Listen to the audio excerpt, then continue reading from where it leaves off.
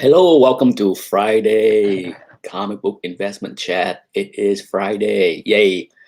Gloomy day. I even have the light turned on in my room and it's still dark. Okay. It's still dark. It's been raining a lot. Yeah, see? Yeah, it's pretty dark. But yeah, it's been gloomy the last couple of days. It's a little bit cooler than normal because of the rain. But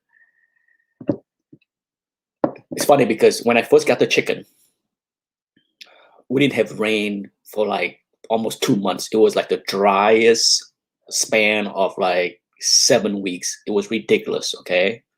And then after the very first time it rained, seemed like we had rain every other day, sometimes a lot. So I'm not complaining. I like the rain. I like the rain. It keep the coop area cleaner.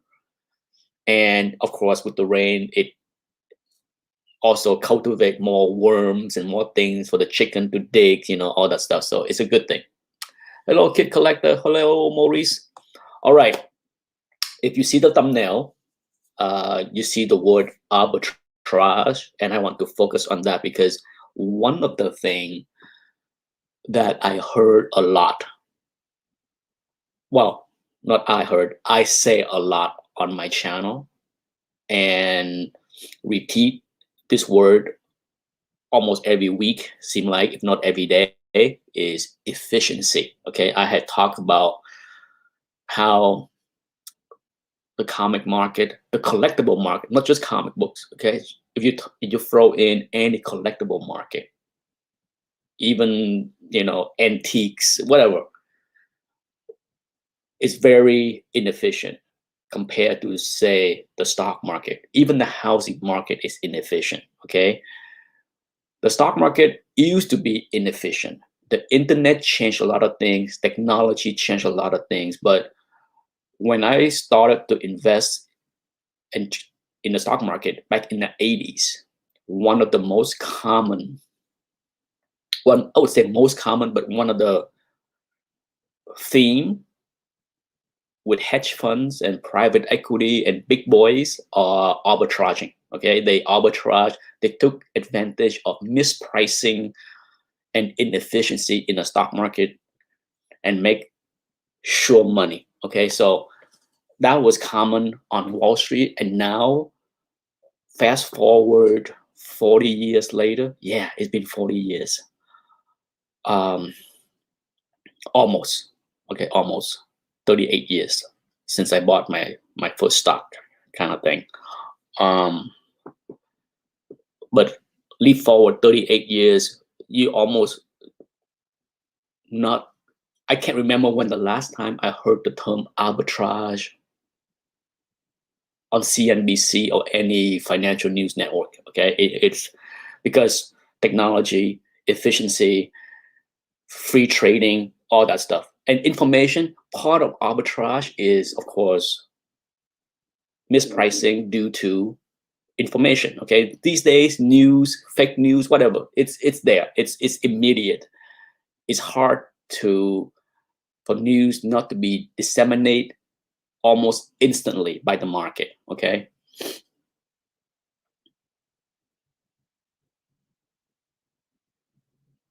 No problem, kid. Enjoy your birthday. You turned 14 today, I'm guessing.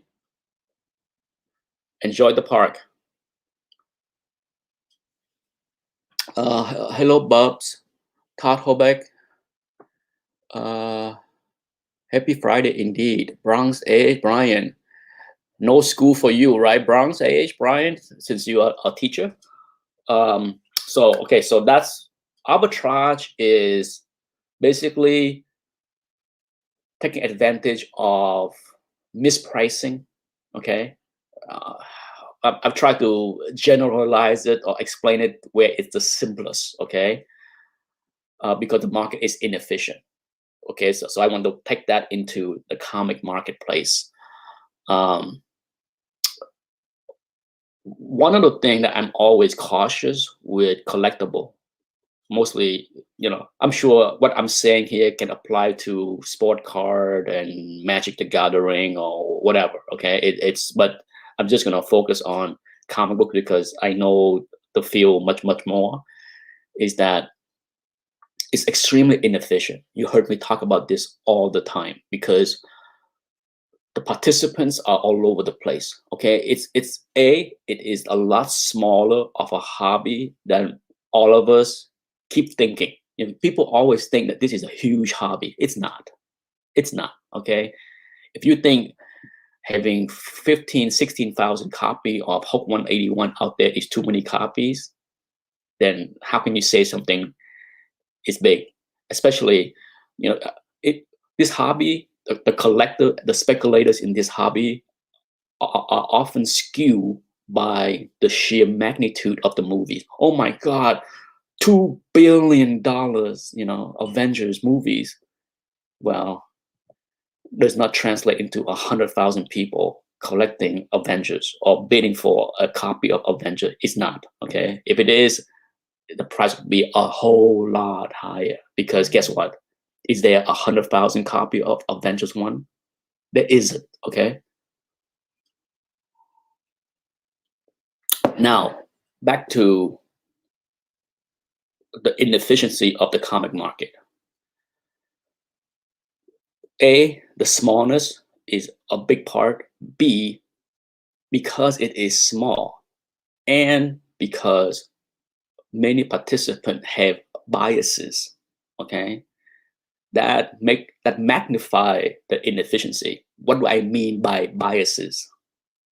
There's people that refuse to buy from Comic Link for whatever reason. There's people that refuse to buy from eBay for whatever reason.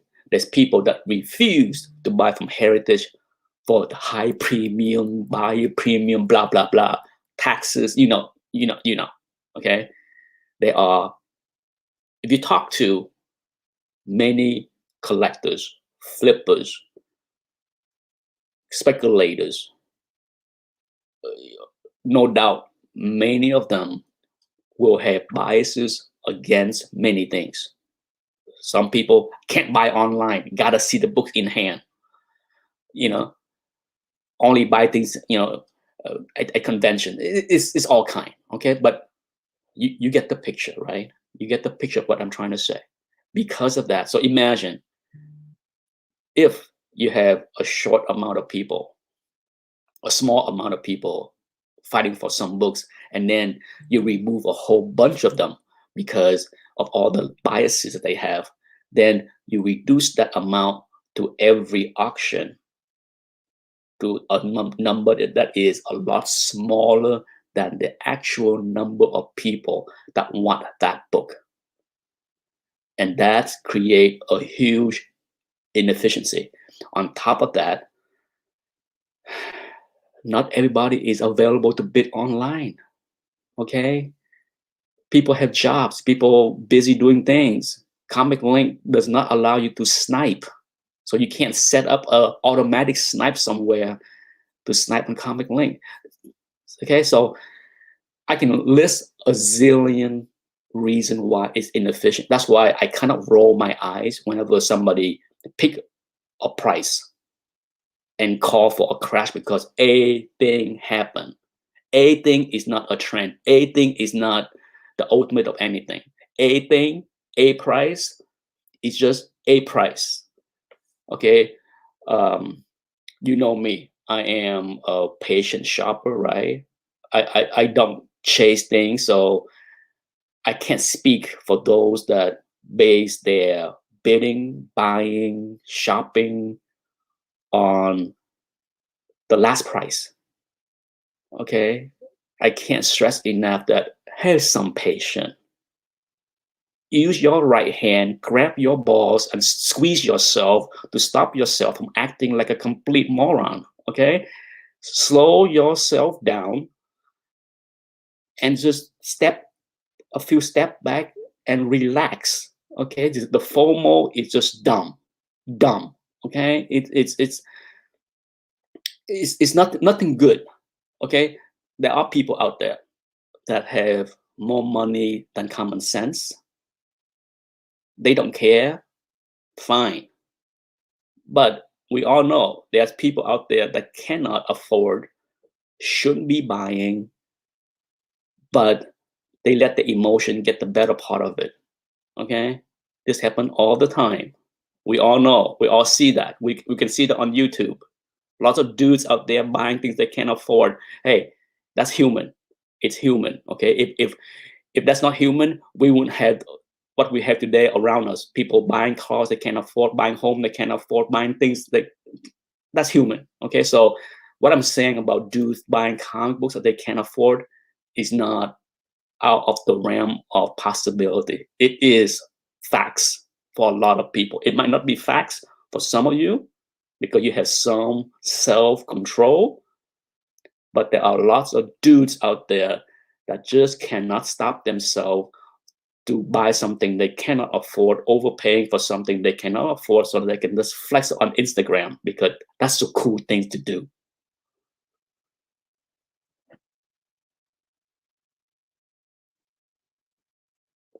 Hello, Lendarian Fire. Okay, so back to the inefficiency. Because of that, for me, and my methods has always been about basically arbitrage, okay? Because there's a lot of mispricing. This hobby has a ton of mispricing all over the place, everywhere. On any given auction, on any given day, there are mispricing. Sometimes mispricing can be on the high end and people overpay. Sometimes mispricing can be way on the low end and people underprice. And mispricing can come with undergrading. Okay, so the opportunities to arbitrage in this hobby is massive. Okay, because of the inefficiency of the market on any given day, on any given location, whether it's a comic link in an auction or on eBay, there are mispricing. Okay. Now, when multiple price happen at a certain point, then it's no longer mispricing. But let's use the giant size X-Men 1. Okay. Remember when back in February or March when the first smashing record copy went for over 60, mid 60s or whatever it was. And then right after that, a copy went for 47. Okay. Oh my God, it's crashed. And then 3 other copies after that copy went for 60, 60 something. And then the insane 72,000 last week with Heritage. And then if you watch my video yesterday, I shot that video right a day after that auction. Okay. And then of course, 3 days ago with Comic Link right here, you have a copy that went for 42, the lowest of the last 6 copy. Okay, let's look it up.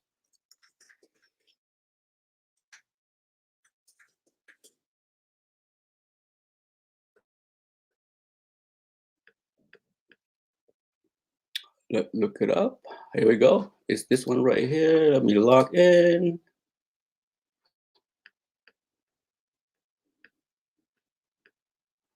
Where is it? Where is it? There you go, 42. Crazy, insane, low price right there. Okay. I'm sure the person that consigned that book is super not happy. Not when just a few days earlier, not even a week earlier, another copy went for $72,000, right? Who's gonna be happy? Let's be honest here. Who's gonna be happy? The only one that's happy is who? The winning bidder. Okay. I'm sure I think even the person that finished second may have regret not bidding higher after he sit back and realized that that went for way too cheap.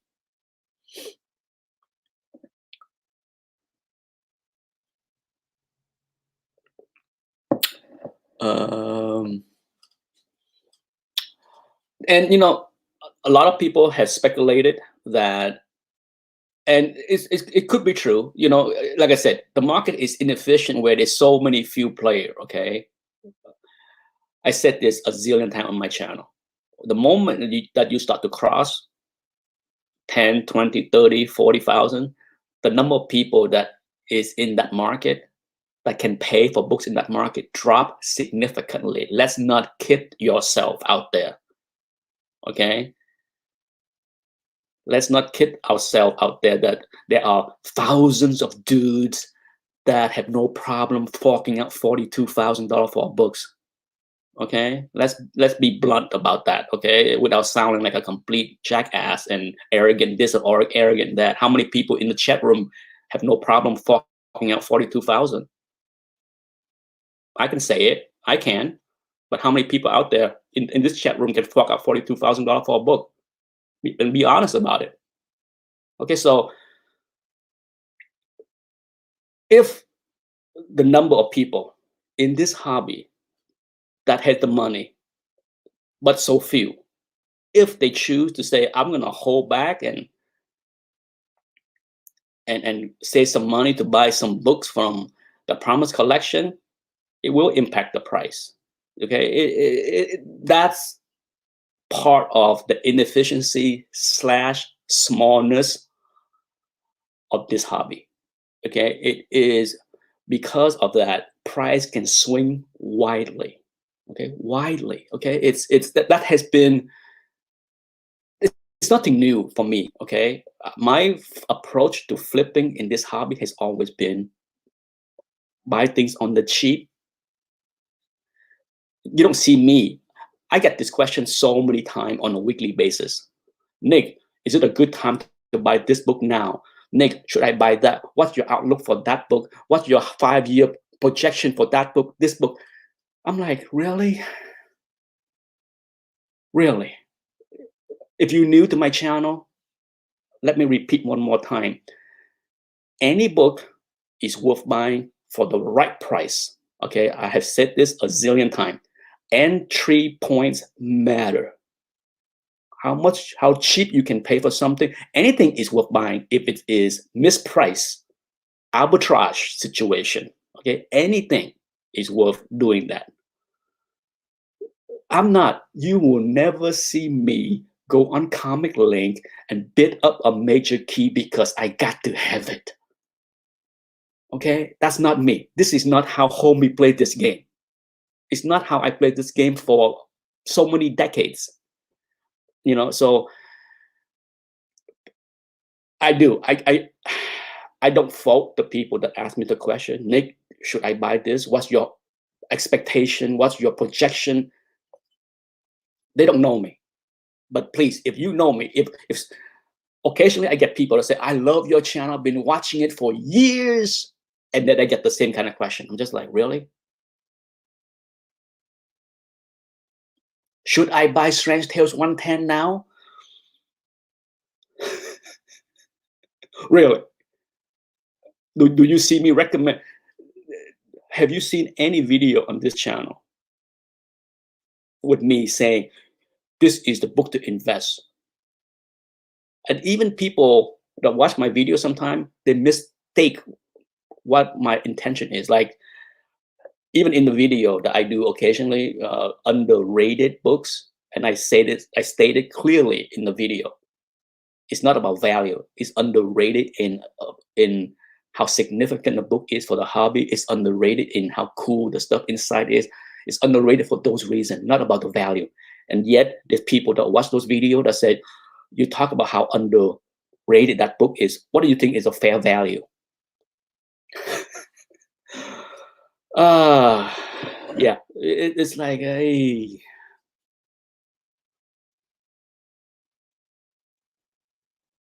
Okay, so yes, like I said, nobody in the chat room manned up and say, yeah, I can blow 42K on a book. You know, it's my advice to a lot of my friends or people that ask me question about value or worth on many books over the years has always been, unless you are in the market, unless you are in the pool that can afford that book, you really don't understand the mindset of what the person is thinking when they buying that book.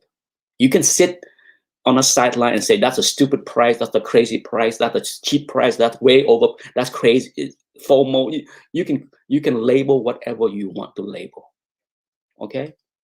At the end of the day, you're not the market because you're not in the pool to buy that book. You will never understand what a person is thinking about buying or bidding or chasing anything. Okay, I try to stay out of making judgment call on people that pay crazy stuff. Sure, I'm guilty too of saying, my God, 260 something $1,000 for a Marvel Spotlight 9.8 is insane. Yes, insane. But at the same time, once I step back and look at what happened with objective eyes, well, guess what? There's only 4 copies. And if there's a couple of dudes with deep pocket that need to have a 9.8 to flex because that's all they collect is Bronze Age and Silver Age keys with the highest grade, they are going to fight for it. Okay, and it doesn't matter what you or me, or you or any of us think about how crazy the price is. They have the money, obviously, right? People spend money on a lot dumber things. So is it something that I won't do? I won't do that, but at the same time, I can see how the few people that strictly collect the highest grade keys are going to fight it out because that's 4 copies. And once again, you're gonna hear people say, "Oh, there's plenty." It's not. It's a very tough book. Okay, CGC has been around for 30 years. Copy is gonna flood. I heard the same thing about Werewolf by Night 32 for the last 10 years. Oh, that book in 9.8 is common as dirt. Wrong. Okay. People just love to throw out things without any kind of factual anything.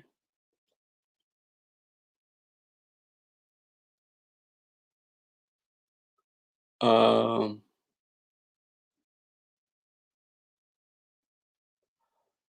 I'm gonna try to go through this list of questions and then maybe end my chat there. Okay. Todd Holbeck, I guess you didn't watch my Bitcoin video. I'm gonna skip that question and what you can watch my Bitcoin video from yesterday because I will rant like a mofo if I had to address that stupid questions because it's a stupid questions.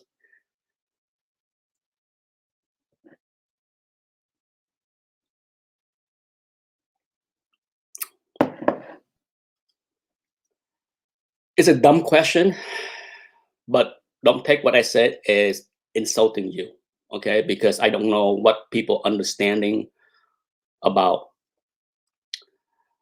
the situation. The problem with news and information is that it is twisted into complete shit when people really don't understand. China has been wanting to ban Bitcoin forever. The only thing new this past few weeks is that China want the Bitcoin miner to get the F out. Okay. Also, it's just not just banning Bitcoin. They want the miner to go out as well. Why? Has everybody ignored the news the last 2 months that China is hell bent into issuing their own digital currency? They want their citizens to use digital currency. Why? One of the most beautiful things about Bitcoin that has been mistaken for the past, from the very beginning. Oh, Bitcoin is used for bad things. Bitcoin is used for laundering money. Bitcoin is this big. Oh, even Janet Yellen said Bitcoin is used for those things. Bitcoin, digital currency, whether it's Bitcoin or whatever the Chinese want to issue, is more traceable, if not 100% traceable, than cash. Okay, cash is the most efficient and easy way to launder money. The Chinese government want to clamp down on laundering, people taking money for whatever reason out of China. They want the citizen to be able to get traced on every single penny that they use. What they banned, as far as the news last week, was not basically, they are telling many big companies like, like the Baidu, the Alibaba. It's like the US telling Amazon, you cannot let people pay for services and product on Amazon using Bitcoin. That is similar to what China issued last week, and it caused fear and doubt and this and that, and it's like, first of all, I said this in quite a few chats. While Bitcoin can be used as like a currency to buy things, even when Tesla announced that they're going to accept Bitcoin, it's just nonsense, in my opinion. It doesn't work, in my opinion. It's just, Bitcoin is digital gold, okay? Just like gold, people can buy gold for investment, for safekeeping, for storing value, whatever you want to call it. But can you take a bar of gold and go to Walmart and shave up a little corner to pay for something? You cannot. Okay, you cannot. Nobody would ever want to do that. No business will ever want to do that. You know why? Because price of gold fluctuate up and down. You create a product. You want to sell the product at this price in order to generate a certain amount of profit, because that's what you need to operate your business. Why would Tesla make a Tesla for X dollar willing to exchange for Bitcoin that can go way lower? It's fluctuate widely. Why would you do that? Plus, selling a car, a Tesla for Bitcoin, generate what? Zero cash flow. Holy cow. Holy cow, it's so stupid. People just don't get that point. Oh, if you can't use Bitcoin as transaction, it's not. I'm going to end my talk about Bitcoin right there, because the more I talk, the more angry I get, because it's so fucking stupid. All right. But that's other question I need to answer.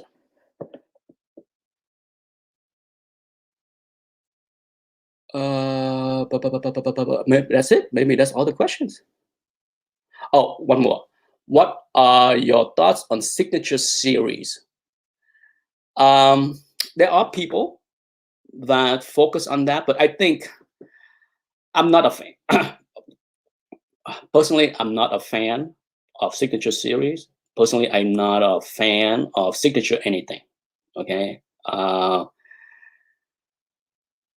But because I'm not a fan, it's hard for me to make any kind of objective opinion on what's they can be worth. Okay, because I don't care. Okay, if I meet a famous person, okay, the last famous person that I met that I really wish I could have take a picture with and shake his hand was Stephen King. Stephen King was down here.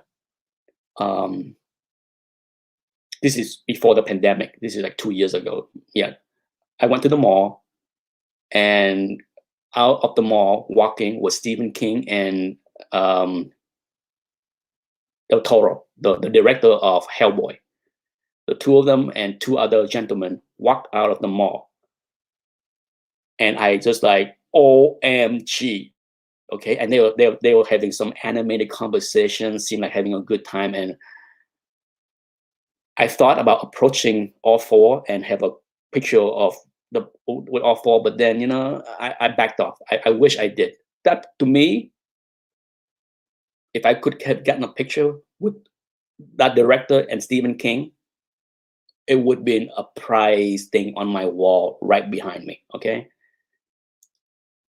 shook their hand. If I can shake their hand, took a picture with them, that would have been awesome. Tell them that I'm a big fan of both. But do I care to have a signature? No, do not care.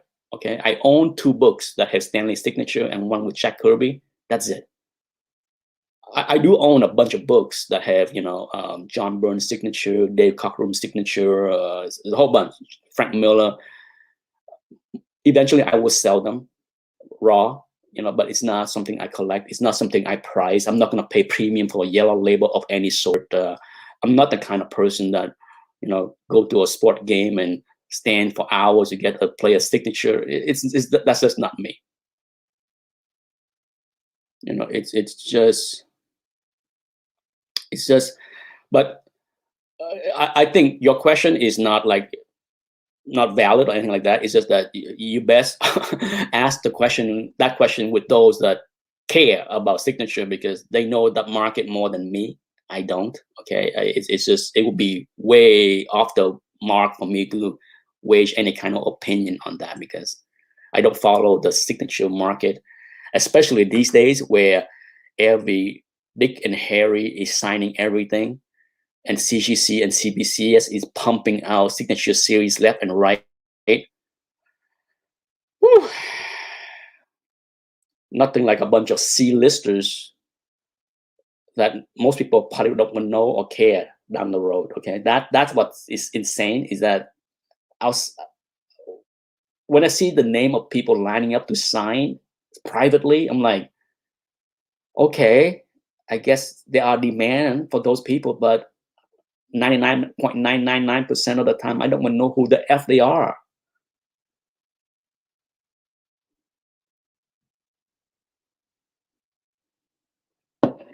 Anyhow, that's it. It's Friday. Happy Friday. I look forward. I have a lot of books in this auction before I go, and I definitely would. I have like 37 books in this Comic Link auction, and there's no way for me to do a recap of all 37 books. I don't want to waste an hour and a half of my time looking at GPA and do all that stuff, but I would try to pick out a handful, some good, some not so good, some meh, so that it showed the variety of prices that I got, so that people have an idea of what kind of price action they can get with Comic Link. Because often I get this question all the time. Oh my God, what kind of price?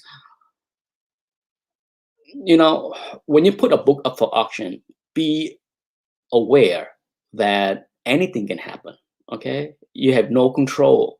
You especially with Comic Link. That's why I talk about one of the disadvantage of Comic Link is what? The timing. Okay, because when something is hot, it can stop being hot very quickly. Days, weeks. Sometimes some books are just not a good fit to go to Comic Link because A, there are way too many books to compete. B, you might have to wait 2 months for the book to be listed in the next auction. So by then it could be cold, right? So there are books that I will send to Comic Link because I know it's not a book that is super hot or can get really cold really quickly. And then that's books that I'm just like, I'm going to sell that on my own with my comic shop because I want to have more control of the time. Okay. And that's it. Enjoy your weekend. Bye-bye.